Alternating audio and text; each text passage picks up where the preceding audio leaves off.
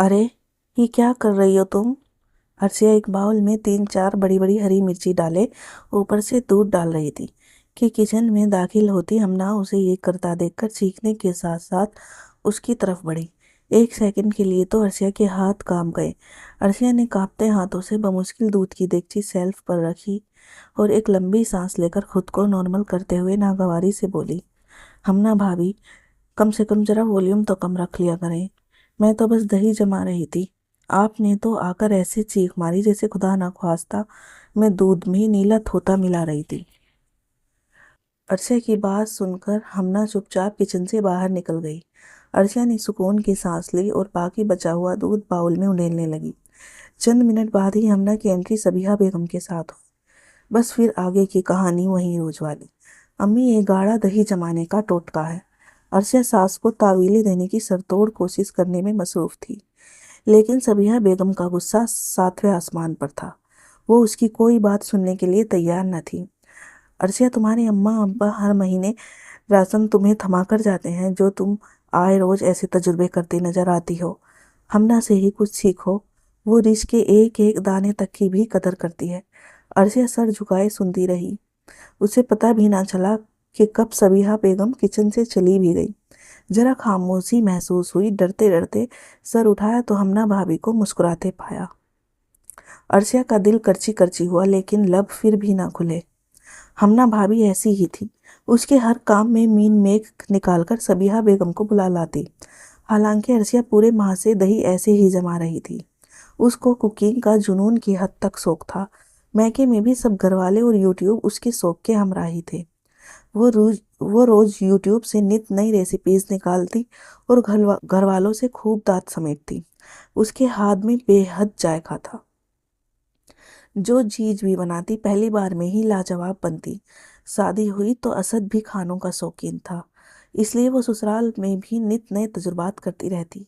असद और उसके जेठ तो उसके बनाए हुए खानों के मुरीद बन चुके थे, इसीलिए हमना हर वक्त सास के कान भरती रहती। अम्मी जी, जब से अर्सिया ब्याह कराई है ग्रोसरी का खर्च डबल हो गया है। चलो अच्छा बना हो तो बंदा खा भी ले। पता नहीं क्या अजीब तरह के मलगूबे बनाकर सामने रख देती है। ये तो असद और साद ही हैं जो उन मलगूबनुमा चीज़ों को भी मज़े से खा जाते हैं। इसी वजह से साद का कोलेस्ट्रॉल भी कंट्रोल में नहीं रहता। कह तो तुम ठीक रही हो, असद से बात करूंगी इस बारे में। सबीहा बेगम ने छालिया काटते हुए बड़ी बहू को तसल्ली दी। सबीहा बेगम के दो बेटे थे। बड़े बेटे साद की बीवी हमना उनकी भतीजी थी, इसलिए उनकी आंख का चांद तारा सब कुछ थी। छोटे बेटे असद की बीवी अर्सिया खानदान से बाहर की लेकर आई थी, इसीलिए आजकल वह ससुराल को खुश करने की तमाम तर टोटकों पर काम कर रही थी। सबीहा बेगम शुरू में तो छोटी बहू से खुश थी, लेकिन जब से अर्शिया का हाथ मीठे में डलवाया था, मज़ेदार खीर के साथ चिकन बिरयानी और कीमे के कबाब बनाने पर, ससुर साहब ने 5,000 इनाम में भी दिए। हमना तो चलो दिल पर पत्थर रख के बर्दाश्त कर ही लेती, लेकिन जब साद ने भी 5,000 का नया नोट भाभी को पकड़ाया तो हमना के सीने पर तो सांप ही लौट गए। बस वो दिन और आज का दिन।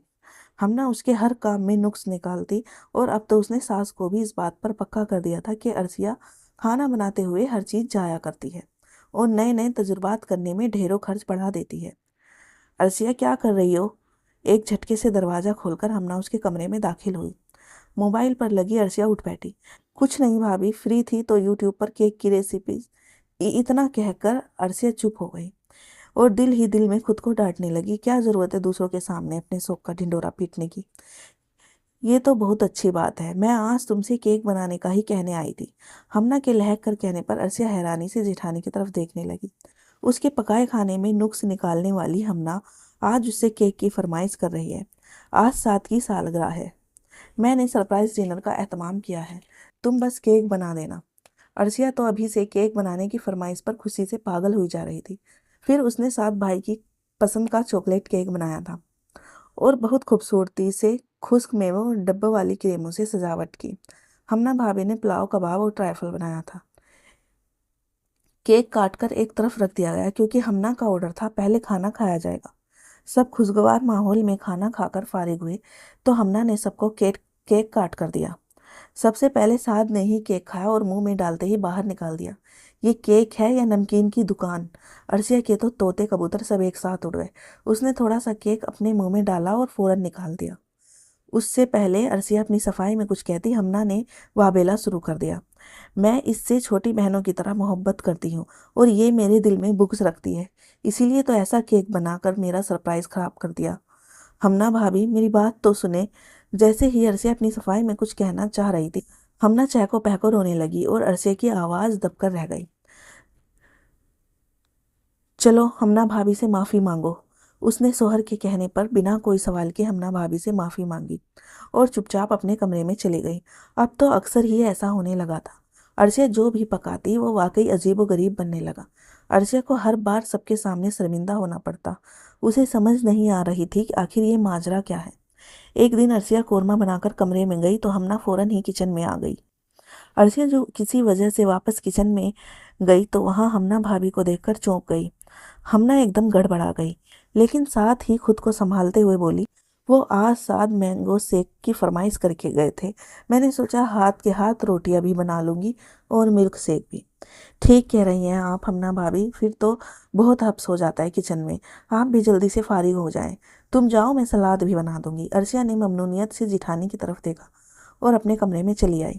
جب بھی عرصیہ کچھ پکاتی، اس کے لاکھ منع کرنے کے باوجود ہمنا ہمیشہ ہیلپ کروانے پہنچ جاتی۔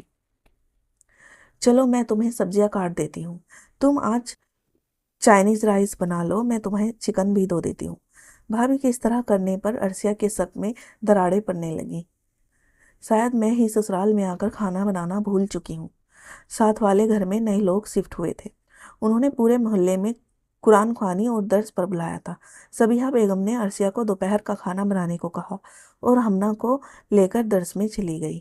قرآن خوانی کے بعد درس دیتی لڑکی سے قرآن پاک کی آیت کا ہیرا پھیری نہ کرو، سورہ حجاب آیت نمبر 70، چاہے کسی بھی قسم کی ہو۔ اب عالمہ تفسیر میں روزمرہ کی زندگی کی مثالیں دے رہی تھی۔ وہ تو ہمیشہ عرصیہ کے ساتھ ہیرا پھیری کرتی آئی تھی، کبھی میٹھے میں نمک ڈال کر تو کبھی سالن میں مرچ ڈال کر، کبھی ہنڈیا جلا کر۔ اسے اب اپنی حرکتوں پر شرمندگی ہو رہی تھی۔ پھر اس کے کانوں نے ایک اور آیت کو سنا، اللہ کی رحمت سے مایوس نہ ہو، سورہ ہجر آیت نمبر 56۔ ہاں بالکل، میں خدا کی رحمت سے مایوس نہیں ہوں گی، میں سب سے معافی مانگ کر خدا کی رحمت تلے آ جاؤں گی۔ وہ لوگ گھر آئے تو عرصیہ رات کا کھانا تیار کر چکی تھی، بریانی اور کھیر کے ساتھ سلاد، چٹنی اور رائتا بھی تھا۔ مرد بھی سب گھر آ چکے تھے۔ عرصیہ نے ڈرتے ڈرتے ٹیبل پر کھانا لگایا۔ آج ویسے ہی اس کی طبیعت کچھ ٹھیک نہیں تھی، پتہ نہیں کھانا آج کیسا بنا ہوگا اور آج نہ جانے کتنی سلاوتیں سننی پڑیں گی۔ ساس کی نظر میں عرصیہ جو روز ہی کوئی نہ کوئی گڑبڑ کر دیا کرتی تھی، آج بھی ڈری بیٹھی تھی۔ روٹین سے ہٹ کر کھانا آج بہت مزیدار تھا۔ آج بہت دن بعد سب نے خوش ہو کر کھانا کھایا تھا۔ سب میٹھے میں کھیر سے بھی لطف اندوز ہو رہے تھے۔ جب سبیہہ بیگم کڑکتی آواز میں بولی، ہمنا تم سمجھ گئی ہوں گی میں آج تمہیں اپنے ساتھ زبردستی کیوں لے کر گئی تھی۔ میں بہت پہلے حقیقت جان چکی تھی، میں بس اس انتظار میں تھی کہ عرصیہ اپنے حق کے لیے خود بولے، لیکن یہ ٹہری اللہ میاں کی گائے سب کچھ سہ کر بھی منہ سے اف تک نہ نکالی۔ شک تو مجھے تم پر بہت پہلے تھا، لیکن اسی شک کو دور کرنے کے لیے میں آج عرصیہ کو گھر چھوڑ کر گئی تھی اور تمہیں ساتھ لے کر گئی تھی، اور میرا شک ٹھیک نکلا۔ آج نہ تو عرصیہ نے کھیر میں نمک ڈالا اور نہ ہی قورمے میں چینی۔ عرصیہ حیرت اور خوشی کی ملی جلی کیفیت میں ڈوبی ساس کی طرف دیکھ رہی تھی۔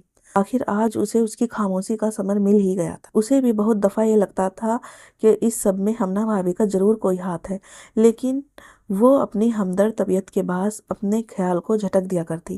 اسے پہلے دن سے شک تھا کہ اس کے کھانوں میں گڑبڑ کیوں ہوتی تھی، لیکن لڑائی سے کوسوں دور بھاگنے والی عرصیہ نے لڑنے کے بجائے صبر کا دامن تھام لیا، اور آج بالآخر وہ سرخورد ٹھہری تھی۔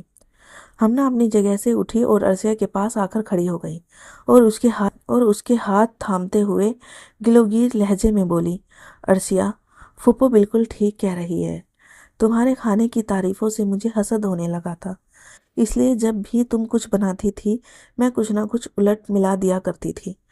وہ گلوگیر لہجے میں کہہ رہی تھی۔ عرصیہ مجھے معاف کر دو۔ ہمنا اس کے سامنے اپنے ہاتھ جوڑے معافی کی طلبگار بنی کھڑی تھی۔